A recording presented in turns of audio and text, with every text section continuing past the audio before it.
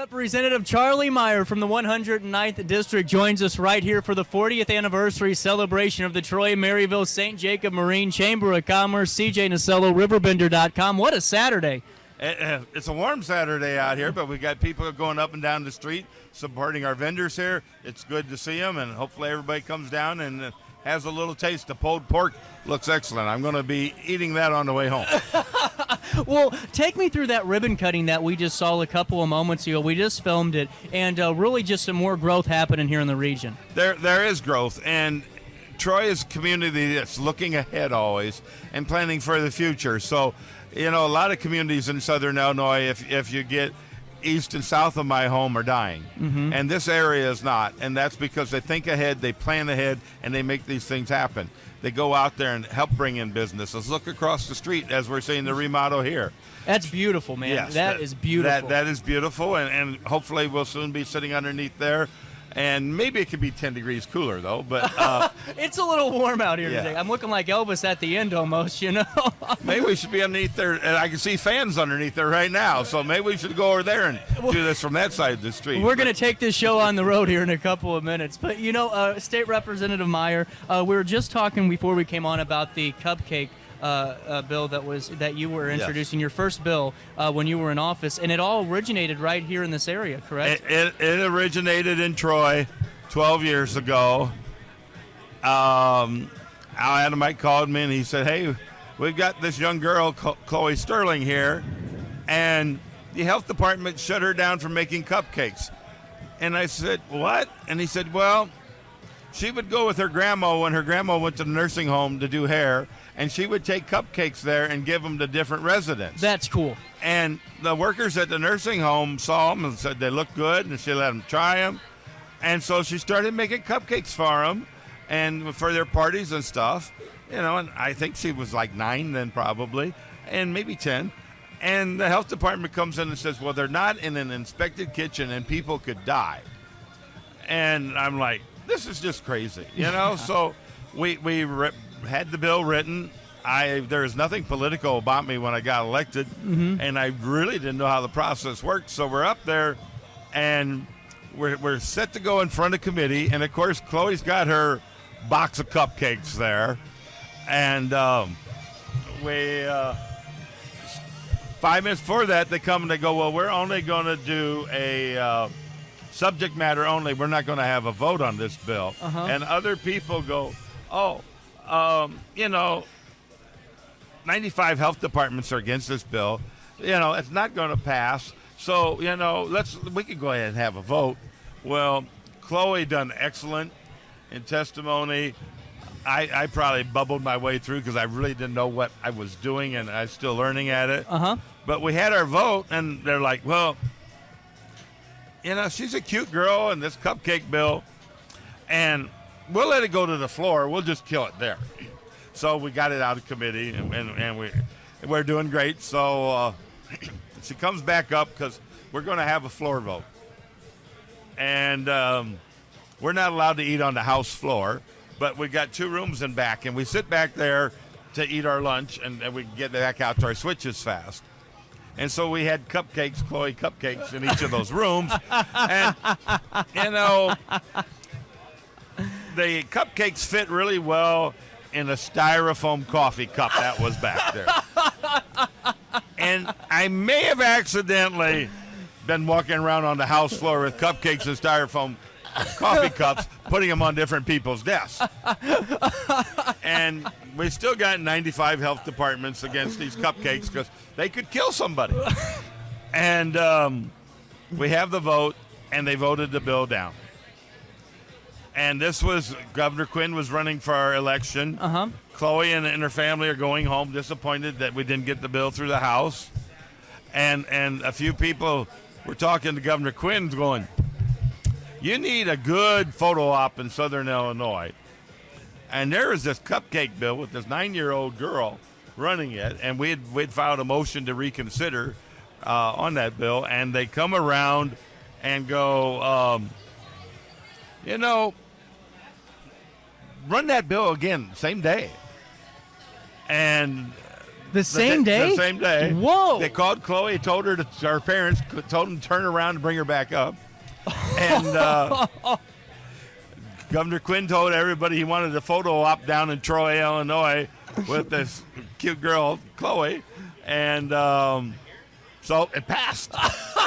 And then it passed the Senate. It's wonderful. And Governor Quinn, who's on the opposite side of the aisle as me, came to Troy, and Chloe's sister had in the front yard a lemonade stand set up and said, buy a glass of lemonade.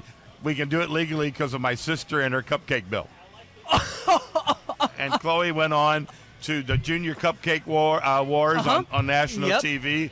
And a different company saw all that, and they built her own kitchen on the side of the house so she could keep going. That's incredible. It is an incredible story. That is incredible. And it's opened up the whole cottage food industry in the state of Illinois. So we have people bringing food to farmers markets that you get food fresh from the farm that somebody cooked, and you can buy it. It's such a thriving industry right now. It's a very growing industry, and every time we do a different bill to make it better, I'm like, it all started with Chloe and the city of Troy. Well, and see, that's just one of those things that just show you how important those communities and how important that entrepreneurial passion is too, because that's what drives it across the finish line. America is built by small companies and people going out there and taking the risk to invest their money and go forward and try to make it happen. And that's where it's at. It's great to bring in an industry with 400, 800 jobs, but we want to have a healthy town where you have these businesses up and down the block. They're not boarded up stores, but they're actually functioning businesses. Well, and I say this on my show every day because we support small business so much because we are one, is who's sponsoring the Little League teams and the community block party. It ain't Bezos, and your district, I'm sure, is a very interesting geography, too, because you have rural, you have municipalities.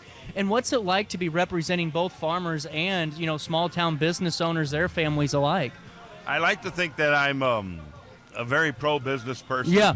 I was on Washington County Board when we brought in Prairie State Energy Campus, the largest building project in the Midwest. Mm-hmm. Excuse me. It's farming season. I got a lot of dust goes down. A little dry out there today. And so I represent and carry a lot of the ag legislation, but I also do a lot with businesses. I have a 100% voting record with the Illinois Chamber of Commerce. Wow. For 6 years straight. There's only 2 reps that have that for 6 years straight. NFIB, National Federation of Independent Businesses, 100% voting record with them. 100% voting record with Farm Bureau.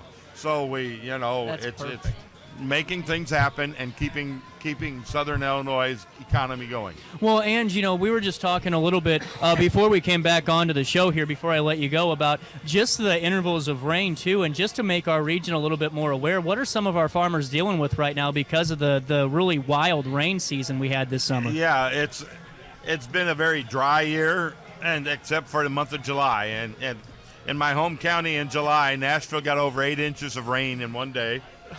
We had a lot of flooding. The dam broke, didn't it? Well, the levees overflowed. That's it did what not happened. break, Yeah. but it was not a structural failure.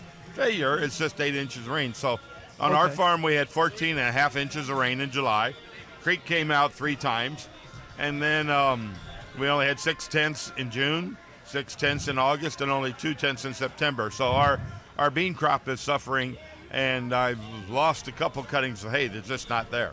Well, and I wanted to bring that up so we just kind of think of our farmers a little bit more as the season keeps continuing here. And this is the end of National Farm Safety Week. And it's been 45 years ago today. I was in a hurry. I'm always in a hurry trying to get things done. And I didn't take time to turn a PTO off on our tractor. And I put a shield back on the blower, or silage blower, and I didn't have it lined up right. And it hit me in my mouth and in my hand, and then went 25 feet further. So they had a wire teeth back in. I had stitches all through the front of me and through my hand. And it taught me a very valuable lesson to think, to take time.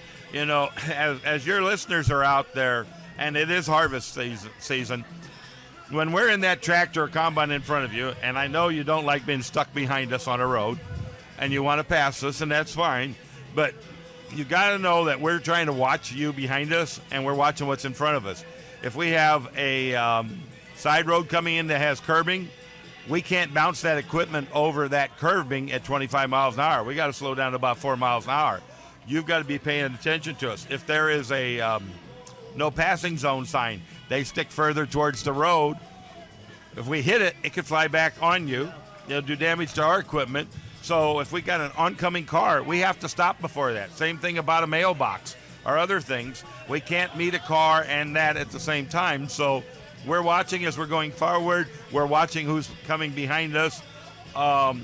You can't see what's in front of us, and so be careful and watch, knowing we may have to stop.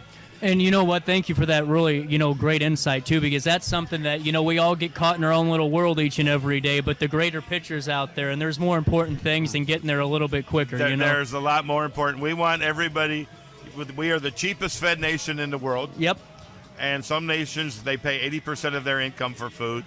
And we're the cheapest fed nation in the world. And we want everybody to get home to have supper with their families. And we want to be able to have supper with our families. You know what? Thank you so much, State Representative Charlie Meier. And before I let you go, take me through how important chambers of commerce are, like Detroit Chamber, before I let you go today. I've always been involved with the chamber. And I'm looking out and seeing Dawn right out Look here. at her. She's the rock star. Dawn is a rock star.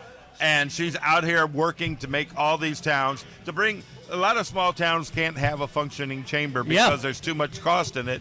And look what Dawn has done, setting up an example of how they should work in Southern Illinois. So they are the heartbeat. They keep things going. They help bring in that next new business. And they organize events like today. You don't know who's going to be here, maybe with a family member from out of town. They might like what they see in Troy. Right. They might be the next investor that wants that empty lot or wants that old building. So we have to be here and working with them, and always reach out to your chamber and see what you can get going. And you know what? Thank you so much for your time, sir, and really appreciate the conversation. It's been good being here today. Hey, get some water, too. I'm going to go get a pulled pork. Oh, don't tip me, man. Come on now. I have a super Polar Pop full of ice water from our depot at the farm in my car for on the way home. Awesome, man. Well, we'll take a quick break. More right here from this live remote show from the Troy Maryville Marine St. Jacob Chamber of Commerce 40th anniversary after this.